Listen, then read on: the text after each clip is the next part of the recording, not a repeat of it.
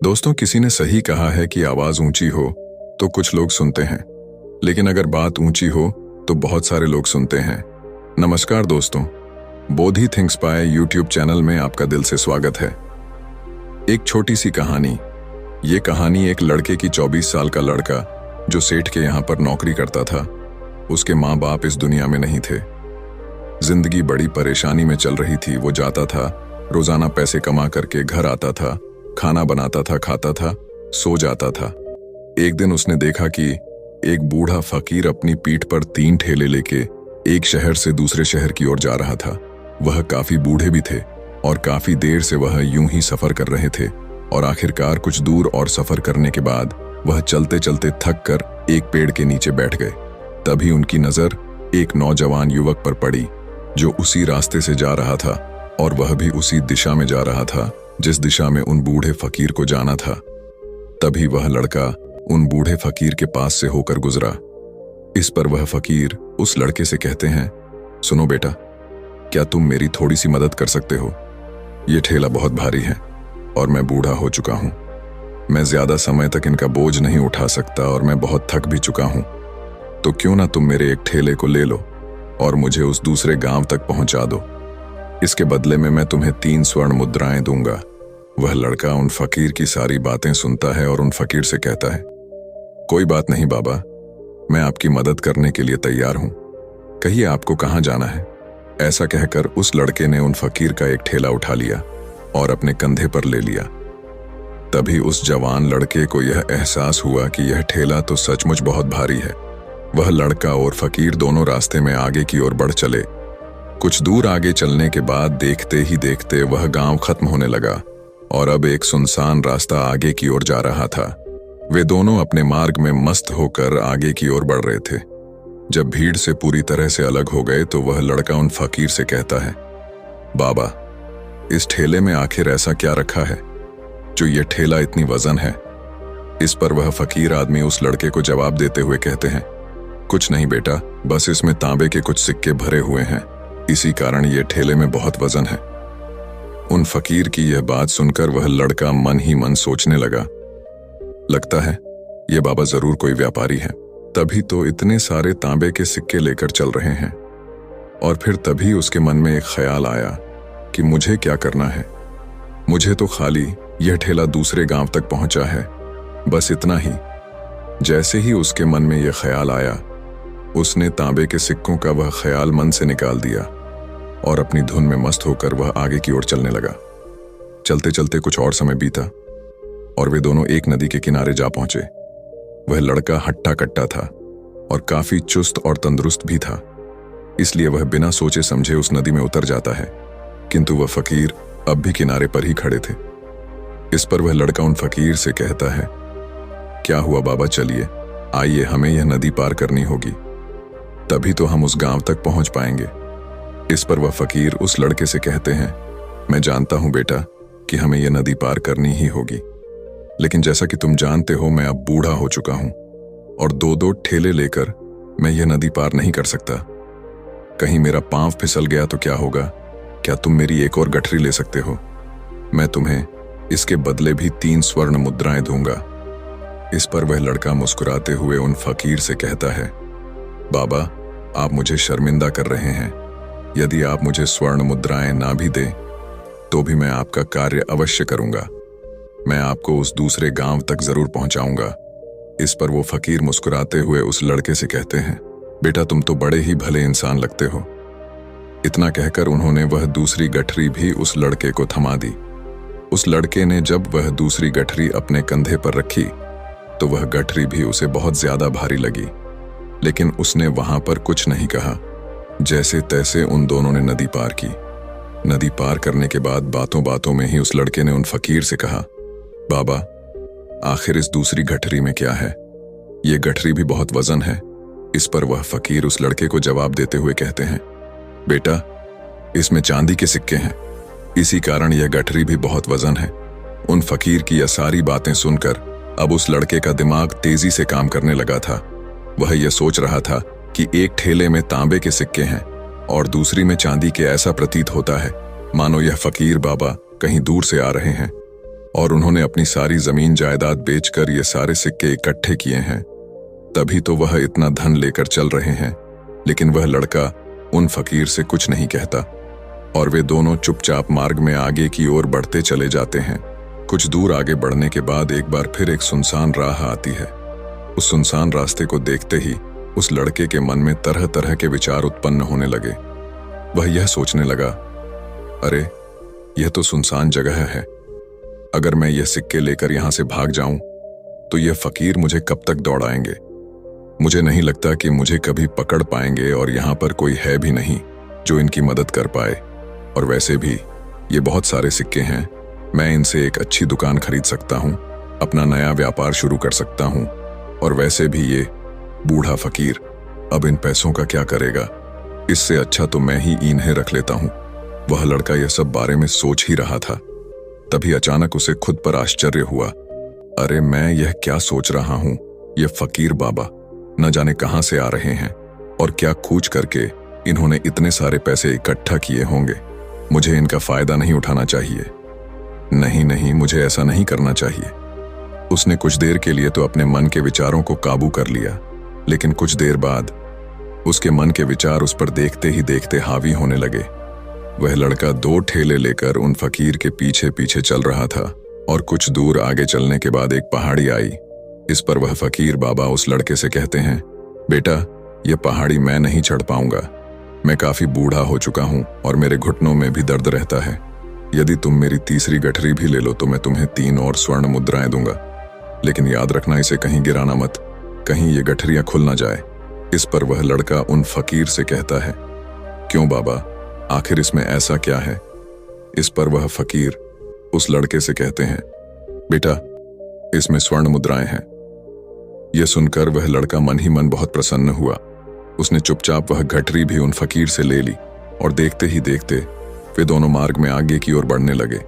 अब वह फकीर बिना कोई वजन लिए हुए आराम से पहाड़ की चढ़ाई पर चढ़ रहे थे, किंतु वह नौजवान लड़का जो पीछे था वह वजन के कारण बहुत धीरे धीरे चल पा रहा था। लेकिन जब से उसने सोने का नाम सुना था उसका मन तो छलांग मार रहा था। वह मन ही मन सोच रहा था, अगर मुझे यह सारा धन मिल जाए तो मेरा पूरा जीवन तो आराम से कट जाएगा। वैसे भी यह बाबा तो बूढ़े हो चुके हैं, भला इन्हें इतने पैसों की क्या जरूरत है, इनका जीवन तो वैसे भी कट चुका है। मैं एक काम करता हूं, यह सारे पैसे लेकर यहां से भाग जाता हूं। लड़के के मन में अनगिनत विचार उठ रहे थे। लड़के का मन अब उसकी बुद्धि पर पूरी तरह से हावी हो चुका था और उस लड़के का मन अपनी बात को सही साबित करने के लिए उससे कुछ भी कह रहा था। और तभी उस लड़के के मन में एक और विचार उत्पन्न हुआ और अब की बार वह लड़का यह सोच रहा था, लगता है यह फकीर बाबा कोई चोर है, वरना इनके पास इतनी सारे स्वर्ण मुद्राएं कहां से आएंगे।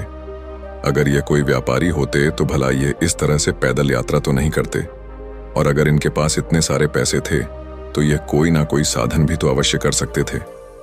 लगता है ये कोई चोर है और चोर से चोरी करने में भला क्या बुराई है। यह सोचता हुआ वह लड़का अब उन फकीर से तेजी से आगे की ओर बढ़ रहा था और देखते देखते वह फकीर से आगे भी निकल चुका था। और वह यह सोच रहा था कि जैसे ही इस पहाड़ की ढलान आएगी मैं 3 गठरियां लेकर भाग जाऊंगा। इससे ये सारे पैसे मेरे हो जाएंगे और मेरी गरीबी भी हमेशा हमेशा के लिए दूर हो जाएगी। मैं जो चाहूंगा मैं वो कर पाऊंगा, मेरे पास बहुत सारा धन होगा। और देखते देखते वह दोनों पहाड़ की चोटी पर पहुंच गए और अब ढलान का रास्ता शुरू होने वाला था। तभी वह लड़का उन फकीर से नजरें बचाकर वह 3 गठरियां लेकर भागता हुआ आगे बढ़ गया। अब उसे अपना शरीर बहुत हल्का महसूस हो रहा था, मानो उसे उन 3 ठेलों का वजन तक न मालूम पड़ रहा हो। काफी दूर दौड़ते दौड़ते किसी तरह से वह अपने आप को बचते बचाते अपने घर पहुंचा। उसकी खुशी का कोई ठिकाना नहीं था। उसने सोचा, क्यों ना मैं जल्दी जल्दी इन गठरियां में से वो सारे पैसे निकाल लूं। यह सोचकर जब उसने गठरियां खोली तो पहली गठरी में उसे लोहे से जंग भरे हुए सिक्के मिले। यह देखकर उसे यकीन नहीं हुआ। इस पर उसने फटाफट दूसरी गठरी भी खोल डाली, उसमें भी उसे लोहे के जंग लगे हुए सिक्के ही निकले। यह सब देखकर वह लड़का बड़ा हैरान था। आखिर यह सब क्या हो रहा है? उन फकीर ने तो मुझसे और ही कुछ कहा था। अब उसने वह सोने वाली गठरी खोली और उसमें भी लोहे के जंग लगे हुए सिक्के ही निकले। यह देखकर वो लड़का बड़ा क्रोधित हुआ। उसने सोचा, उन फकीर ने मुझसे झूठ क्यों कहा? उन्होंने मुझसे ऐसा क्यों कहा कि एक में तांबे के सिक्के हैं, एक में चांदी के और तीसरे में स्वर्ण मुद्राएं हैं। वह यह सब सोच ही रहा था कि तभी उसकी नजर उस थैले में पड़े एक पत्र पर पड़ी। उसने वह पत्र उठाया और उस पत्र में लिखा था, यह पूरा नाटक ईमानदार व्यक्ति की खोज करने के लिए रचा गया है और मैं इस राज्य का राजा हूं। मेरी कोई संतान नहीं और इसीलिए मैंने यह षड्यंत्र रचा है ताकि मैं अपने राज्य में किसी एक ऐसे ईमानदार व्यक्ति की खोज कर सकूं जो मेरे बाद इस राज्य का राजा बन सके और इस राज्य भार को संभाल सके। और इस राज्य का भार वही संभाल सकता है जो पूरी तरह से ईमानदार हो, जिसके मन में किसी प्रकार का कोई लालच ना हो। इतना पढ़ते ही वह लड़का जोर जोर से चिल्लाने लगा। वह सर पकड़कर बैठ गया। वो यह जानता था कि यदि वह अपने मन के विचारों पर काबू कर लेता तो उसका जीवन संवर सकता है, लेकिन वह अपने मन के विचारों पर काबू नहीं कर पाया। दोस्तों, महात्मा बुद्ध कहते हैं कि मन ही सब कुछ है। आप जो सोचते हैं वही बनते हैं। इसलिए आपका सबसे बड़ा दुश्मन भी आपको उतना नुकसान नहीं पहुंचा सकता जितना कि आपके मन के यह अनियंत्रित विचार पहुंचा सकते हैं। महात्मा बुद्ध कहते हैं, अपने भीतर ध्यान से देखो। हमारे भीतर जो विचार चल रहे हैं वही विचार शब्द बनते हैं और शब्द कर्म के रूप में प्रकट होते हैं। बार बार दोहराने पर कर्म बर्ताव में बदलता है और धीरे धीरे समय के साथ बर्ताव चरित्र में परिवर्तित हो जाता है और यही चरित्र हमारे भाग्य का निर्माण भी करता है। इसलिए हमें हमेशा अपने विचारों के प्रति सजग होना बहुत आवश्यक है। हमें जागरूक होना बहुत आवश्यक है। हमें यह जानना जरूरी है कि हमारे मन में किस प्रकार के विचार आ रहे हैं। आगे महात्मा बुद्ध कहते हैं कि कमजोरी हमेशा छोटे विचार से शुरू होती है।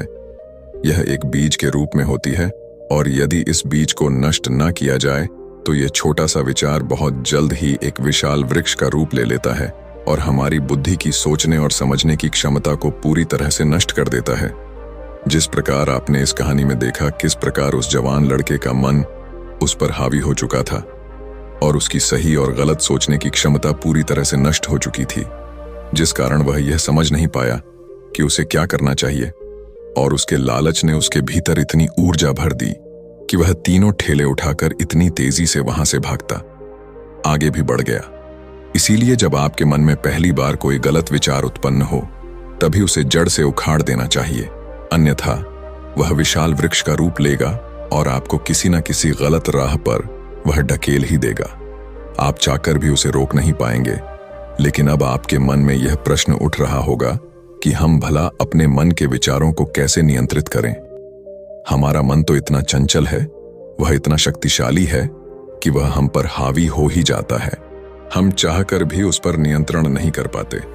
इसका जवाब में महात्मा बुद्ध हमें दो बातें समझाते हैं। पहली बात, सही इरादा विकसित करो। कई बार आपने देखा होगा कि आपके मन में कुछ और होता है किंतु आप कहते कुछ और है, क्योंकि आपके मन के भीतर जो कुछ बसा है वही आपके मुख से बाहर भी निकल रहा है।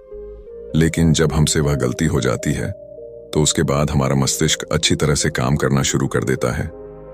हमारे सोचने और समझने की क्षमता एक बार फिर से जागृत हो जाती है और ऐसी अवस्था में हमें यह एहसास होता है कि हमसे गलती हो गई है और फिर हमारा मन दुखी हो जाता है। हमारा मन अफसोस से भर जाता है और इस भारीपन और दुख से बचने के लिए महात्मा बुद्ध हमें सही इरादा विकसित करने के लिए कहते हैं। इसके लिए जब भी आप कोई कार्य करने जा रहे हो तो सबसे पहले आपको यह खुद से पूछना चाहिए कि जो कुछ भी मैं करने जा रहा हूं इसके पीछे मेरा इरादा क्या है। क्या मैं दूसरों को दुख पहुंचाना चाहता हूं या दूसरों को नीचा दिखाने जा रहा हूं या मुझे खुद को ऊपर उठाना है। खुद से सवाल कीजिए, खुद को जागृत कीजिए। जब आप इरादों के प्रति सचेत होने लगेंगे, जब आप विचारों के प्रति सजग होने लगेंगे, तभी आपके भीतर सकारात्मक ऊर्जा का प्रवाह होगा। तभी आप सकारात्मक इरादों से जुड़ने लगेंगे और आपके मन के भीतर बसी हुई वह नकारात्मक ऊर्जा और नकारात्मक इरादे दिन ब दिन कम होने लगेंगे।